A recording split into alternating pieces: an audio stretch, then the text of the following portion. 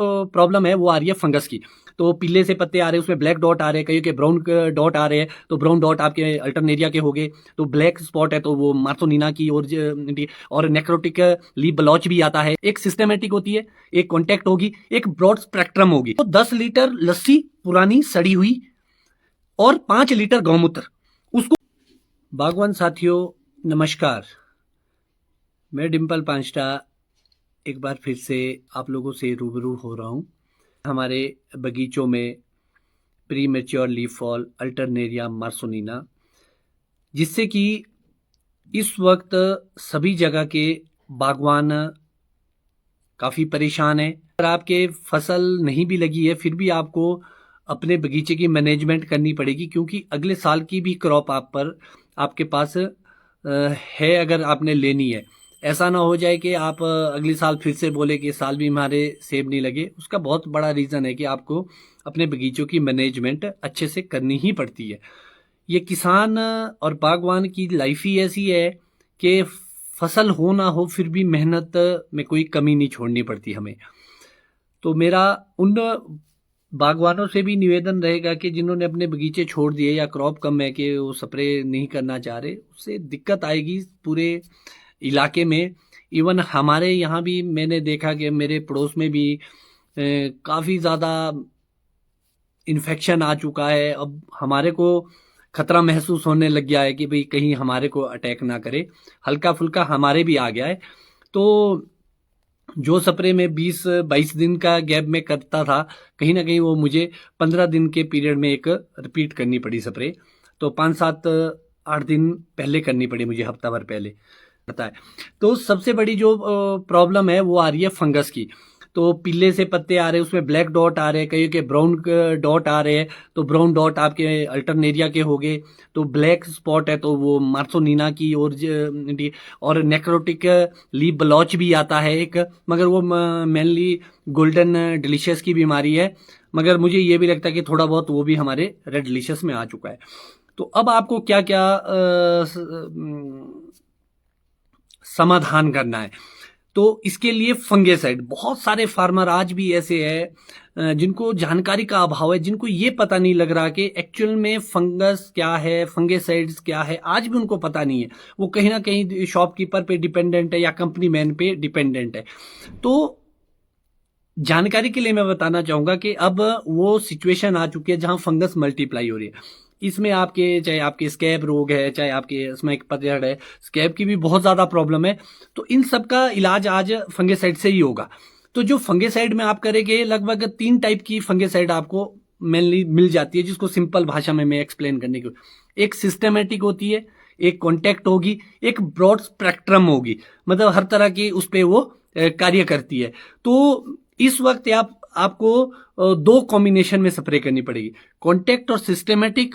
एक तो आप इसका कल्चर बना सकते हैं कि वो कैसे मिक्सिंग करेगा। आप डाइथिन बेबिस्टीन, डाइथिन स्कोर, डोडिन प्लस स्कोर। आप हैरान ना होइए, डोडिन प्लस स्कोर 30 ml स्कोर और 150 ग्राम आपके डोडिन, ये भी मिक्स हो जाएगा। मगर इसके साथ अदर न्यूट्रिशन कोई भी मिक्स नहीं होगी। रोको एंट्राकॉल, स्कोर एंट्राकॉल, कॉन्टैक्ट और सिस्टमेटिक। आपको ये ध्यान रखना पड़ेगा जब भी आप मिक्सिंग करेंगे तो कॉन्टैक्ट और सिस्टमेटिक, एक चीज का बड़ा विशेष ध्यान रखें। दूसरी बात आती है कि बहुत सारे क्वेश्चन भी पूछते हैं कि शायद किसी ब्रांड को या कंपनी को प्रमोशन, ऐसा बिल्कुल नहीं होता। प्रमोशन भी मिलती है, वो ऑटोमेटिकली मिलती है। जब हम अपने बगीचों में जो चीज डालते हैं, जब उसके बारे में हम बताएंगे तो किसी को वो मार्केटिंग लगेगा, किसी के वो हित की, मगर ज्यादातर वो हित की बात होती है। बुरा सिर्फ उन लोगों को लगेगा जो कहीं ना कहीं बिजनेस से जुड़े लोग हैं या जिनका अपना कारोबार हिट होता है, वही लोग उसको प्रमोशन से जोड़ते हैं। अदरवाइज ये फार्मर हित की बात है। और जो भी ये मैं दवाइयाँ बताता हूँ ये तो नॉन यूनिवर्सिटी द्वारा प्रमाणित होती है और इसका स्प्रे सारणी होती है। मार्केट में जब बिक रही है तो इसका मतलब वो मार्केट में अवेलेबल है तो हमने डालनी है।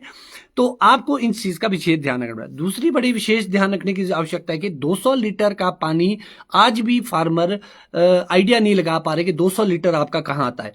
200 लीटर का माप कर दे अपने ड्रम का कि 200 लीटर कहाँ आता है, उसी हिसाब से अपनी दवाइयाँ डालें और बिल्कुल भी ओवरडोज करने की कोशिश ना करें। दूसरा, बहुत सारे क्वेश्चन मैं इसमें भी देख रहा हूँ। एक शिशु ब्रक्टू का मैसेज है कि मैरीवॉन का क्या डोज रहेगा। सर, मैरीवॉन का जो एक्चुअल डोज है वो 20 ml है।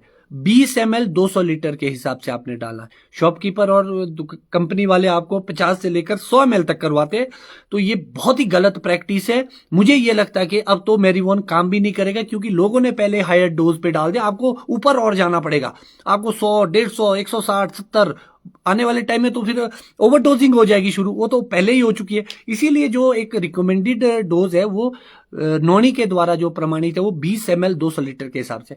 तो अब एक बहुत सारी क्वेश्चंस आते हैं रस्टिंग को लेके कि क्या कर सकते हैं हम। अगर मैं अपने एक्सपीरियंस से आपके साथ साझा करूं जानकारी, तो मुझे लगता है कि जो आप कैल्शियम और बोरॉन का कॉम्बिनेशन डालते हैं उसको आप रेगुलर करते रहे बीच बीच में, चाहे स्प्लिट डोजेज में तोड़ तोड़ के। उससे कहीं ना कहीं आपके रस्टिंग की प्रॉब्लम थोड़ी कम होगी या वो फैलेगी नहीं। और दूसरी और एक बीमारी है जो आजकल बगीचों में बहुत ज्यादा फैल रही है, वो है वुली एप्पल एफिड। कोशिश ये कीजिए कि वुली एप्पल एफिड को आप स्पॉट स्प्रे से कंट्रोल करने की कोशिश कीजिए। इनिशियली जहां जहां दिखता है वहीं पर पिट्ठू मशीन से आप स्प्रे कर सकते हैं, अगर आपके बहुत ज्यादा स्प्रेड हो चुकी है तो आपके पास रोगर, थायोमेथोक्सोम, इस तरह के इंसेक्टिसाइड मिलेगी जिसको आप स्प्रे करके फिर तो मजबूरी में आपको करना ही पड़ेगा। कोशिश ये कीजिए कि आपको ऐसी स्थिति ना आए। इस साल वुली एप्पल एफिड अत्यधिक फैल चुका है। मैं अपने बगीचे में भी देख रहा हूं, मैं लगभग 2 बार स्पॉट स्प्रे से उसको कंट्रोल करने की कोशिश कर रहा हूं। अगर मुझे लगा कि ये आउट ऑफ कंट्रोल हो रहा है तो मुझे कहीं ना कहीं इंसेक्टिसाइड पे फिर से जाना पड़ेगा। कोशिश मेरी ये रहेगी कि हम इसको ना डालें। और एक और मैं आपको एक स्प्रे बताऊंगा अभी जो बिल्कुल नेचुरल और ऑर्गेनिक है। आप गौमूत्र और लस्सी की स्प्रे भी कर सकते हैं इस वक्त। बहुत ही अच्छे रिजल्ट मिलेंगे आपको वुली एफिड में, साइज में और क्लोरोफिल के लिए। आपको 10 लीटर लस्सी पुरानी सड़ी हुई और 5 लीटर गौमूत्र, उसको आपको लगभग 5 दिन जितना भी पुराने तरीके से आप रखें, मिक्स करके एक ड्रम में मिला दे और उसकी आप स्प्रे करें। एक अच्छा फंगिसाइड आपको मिलेगा, आपको एक फंगस से भी कंट्रोलिंग मिलेगी और दूसरा आपका टॉनिक भी उसी में आ गया। जो गौमूत्र है वो आपको टॉनिक का काम करेगी। तो आपके ये भी आपकी एक अच्छी स्प्रे हो सकती है शेड्यूल में बीच में। अगर आपने स्प्रे कर दी उसके बीच आपको पता है कि 15-20 दिन का गैप है, तो उसी बीच आप 1 हफ्ते के बाद उसको स्प्रे को आप कर सकते हैं। जो तो हाइट वाले हैं वो तो 2 एप्लीकेशन अभी आप इस चीज की कर सकते हैं बीच बीच के इंटरवल पे, गौमूत्र और लस्सी की। इसके भी बहुत ही शानदार रिजल्ट मिलेंगे। एक बार ट्राई करके देखिए, आपको खरीदने की जरूरत नहीं इसको।